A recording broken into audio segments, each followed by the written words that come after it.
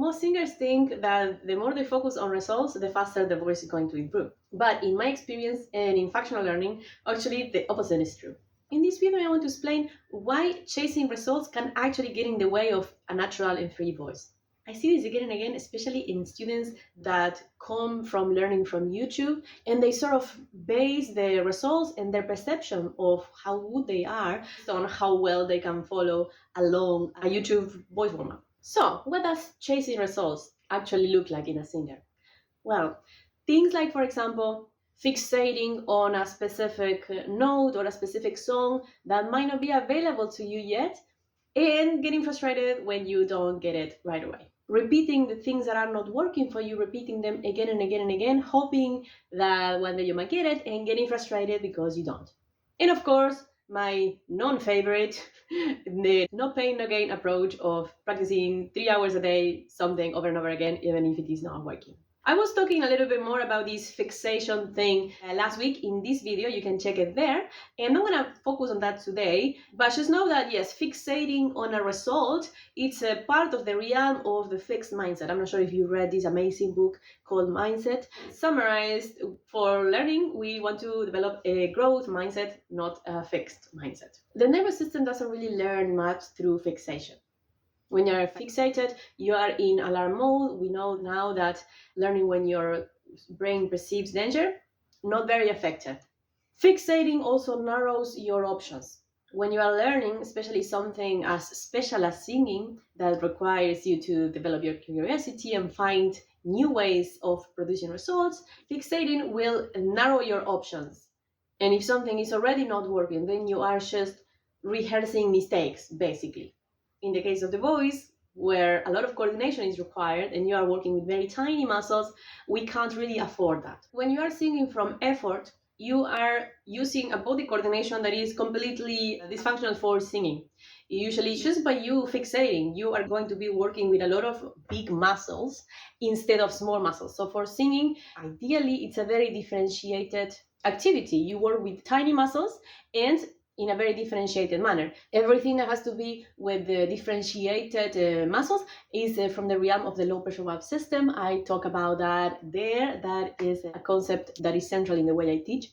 And when you are using the body in a way in which all the muscles go towards the same direction, that is non-differentiated. It belongs to the high pressure valve system, which is not effective for singing. Very effective for things like lifting weights and things like that, but just not for singing. So when you see yourself singing and efforting and tightening your neck while you sing, and you are singing and you cannot move, then you know that you are practicing from the wrong instrument. And that not only it doesn't help, but it also damages your voice. So not only you don't progress, but you regress. We don't want that. As a singer, you don't want to identify yourself with a specific result. If you want to learn to sing in the fastest and deepest possible way, it's not about the goal, it's about the journey. You are going to get to your goal, but not focusing on the goal, focusing on the journey. So singing, it has a lot of nice, gentle energy to it. If you focus on the goal, you're just not going to get it. And if you get it, you're going to hurt your voice. I see it a lot in very famous singers like Adele, Justin Timberlake, these singers that are amazing, but that have vocal issues. And there are many other singers like that. And you get to the goal, if you focus on the sound, on the goal, yes, you get to the goal sometimes if you have a resilient voice, but at what cost? A very famous case of this is Celine Dion. She was more of a natural singer.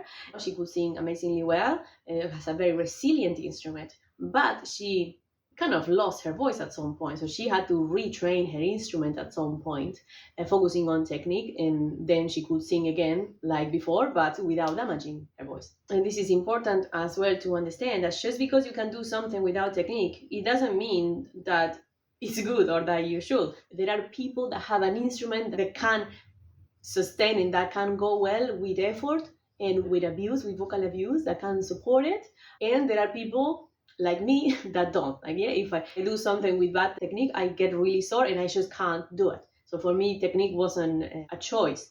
Also, chasing results has to be with identifying yourself with a good singer or a bad singer, or kind of a black and white kind of thing of you can either do something or you can't. And this fixed mindset It's just not useful for singing because singing is not black and white. There is a lot of grace in between. You are working with an extremely sophisticated instrument, and you don't just go from breathy voice to belting in one day. There is a big journey, and you have to learn to appreciate every little step that takes you to where you want to go. When you change your focus from outcomes to the journey and through sensing, a lot of things happen. Suddenly, you can listen to your body more, you can sense a lot of parts of your instruments that you couldn't before. You are able to find things by yourself that you didn't see in any YouTube channel. So you are able to find answers within yourself, which develops your intelligence and develops your problem solving capacity within singing, but also it helps you to find the sounds that you really want to do. Because when you are developing your style as a singer, you don't want to sing like anyone else. You want to find what is your way of singing. You're going to see that by shifting your focus to sensing, your voice starts to sound better. I see it a lot in my students when I see something that they are doing that is not helping. For example, when their breathing is shallow, often I said, okay, next repetition, just observe how you are breathing.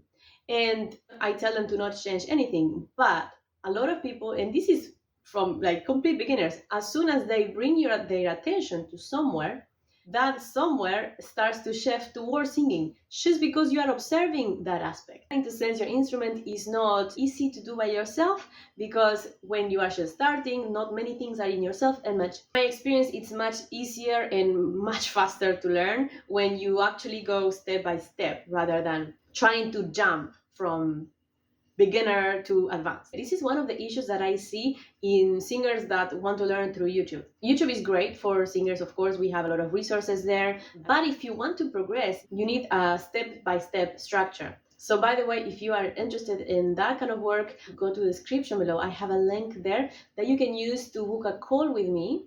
During the call, I can tell you all about my one-on-one program. It lasts for 10 weeks. You meet with me online 1 hour a week, and you have a lot of one-on-one feedback through the week. This allows you to develop your instrument from speaking to singing with a proven method that works step by step, so you don't have to do any more guesswork. This alone can save you years of trial and error. Your voice will improve once you stop chasing results. No, it doesn't mean you stop working. It means that you are changing your focus. And it means your brain actually has time to process and integrate all the things that you learn from what your instrument is actually capable to do right now. I hope you enjoyed this video, a little bit different. If you like this video, go ahead, subscribe, like it, and let me know in the comments if you want any other singing topic covered. See you next time.